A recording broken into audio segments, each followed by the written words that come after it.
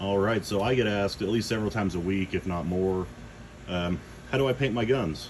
Or I get asked stuff like, is it Cerakote, or what colors do I use? Do I have any kind of process or method for it? So this video is just going to serve as a link that answers all of those questions that I can provide for people whenever they ask me that. So anyway, what you can see here in front of you is a CQBR Block 1 clone that I just completed earlier today. And luckily the weather's good enough today that I can move on with painting it, because what's a Block 1 without a good rattle can job? So anyway, you can see some of these parts here are already painted. They're from previous builds that these parts were on.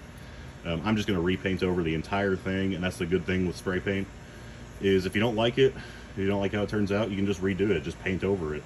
Worst case scenario, you want to go back to a black rifle, just get out some acetone and some brushes and some paint stripper and just go to town. But anyway, to answer what colors I use, these are my go-tos. So I have Rust-Oleum, this is their khaki, and then Earth Brown. So first I'm going to lay down just a base coat of the khaki, and then we'll move into patterning with the Earth Brown after. Oh, as far as prep for this goes, I didn't do any prep other than covering up a couple areas I don't want paint getting into. I covered up the apertures on the iron sights, my UID label, and I put an orange foam earplug in the end of the suppressor just to keep paint from getting in there. But other than that, you shouldn't really be too concerned with getting paint anywhere on the outside, and if you're not overdoing it and spraying too closely, it's not really going to leak into the inside. So yeah, just take that for what it's worth. But I've done lots and lots of these, and I have never bothered stripping down the gun or taking out the bolt carrier or the trigger or anything. I just paint it as it is.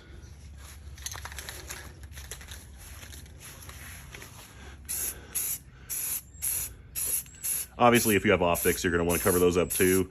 Luckily, this Comp M2 has some protective caps that protect the lenses. So you kind of cover one angle sufficiently, stand at a different angle, and hit any spots that you missed. You're going to want to do a 360 around this a couple of times.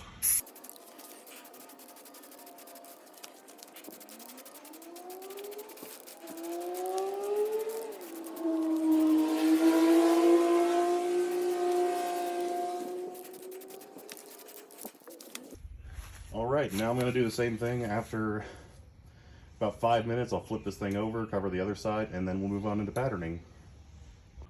Okay, so now that our base coat is down, we're going to move on to our patterning, which, like I said, is this Rust-Oleum Earth Brown. So I've noticed with this Earth Brown paint, it likes to clog up the nozzle, especially if you leave it sitting there for a while. So just be sure to give the nozzle a couple good sprays if it's a used can. So there's no real method or rhythm to this. I'm just going to kind of lightly dust over the gun with the Earth Brown, and then I'll hit a couple spots a little bit harder, and I may put in one or two kind of lines on it, but I don't like to do definitive patterns. I like it to just be kind of a smoky, kind of indiscriminate pattern. So anyway, same deal with the tan spray paint. Don't get it super close, but slightly dust over it.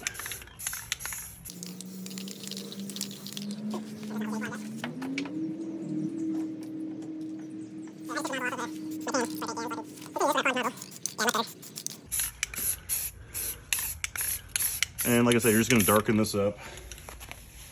And you can get it as dark as you want it or leave it as light as you want it. It's totally your preference and your choice. Since this is more of a clone that I'm building, or it is a clone, I'm going to leave it on the lighter side just to make it kind of believable that it was made to fight in the desert. Even though I live in Missouri and everything's here is dead and brown.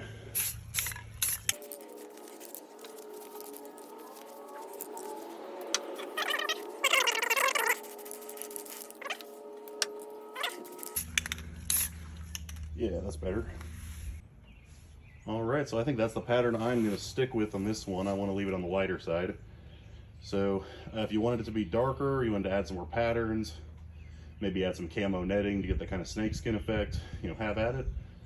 I'm lazy, so I just do a basic pattern nowadays. But anyway, here in about 10 or 15 minutes, I'm going to flip this over, do the other side, and then whenever I come back to you, I will have the finished product. All right, and here we have the finished product. So I gave the gun about 10 minutes to dry, and at which point it was okay to pick it up and strip off my painter's tape, pull out my plug on the end of my barrel, and that's about it. Ideally you want to give this about 24 hours to cure before you go shoot it. Now, I have gone and shot guns immediately after painting them before. The worst part about that is your hands just feel kind of sticky and tacky afterwards, but not a huge deal. The point of painting a clone rifle is so eventually you can get to that point where the paint's kind of worn off and it looks really good. It looks like a work rifle. So I would caution you against artificially wearing off your paint with brushes and solvents and stuff. Just let it happen naturally. Your first few trips to the range, it's going to start getting some wear on places like the grip, the stock, the charging handle. And that's kind of the fun of it, is watching that wear start to appear and open up. So anyway, that's just my take on it, and this is just how I do my spray paint jobs. I'm sure a lot of you out there disagree with parts of how I did it, or some of you are probably furious that I didn't like degrease the whole gun before painting. But this is just my down and dirty paint job after years and years and years of doing this to 100 different guns at this point. So take that for what it's worth. But anyway, if you enjoyed watching this, be sure to like and subscribe. Check out some other videos like the one I'm about to post on this gun here in the next day or two. And thanks for watching.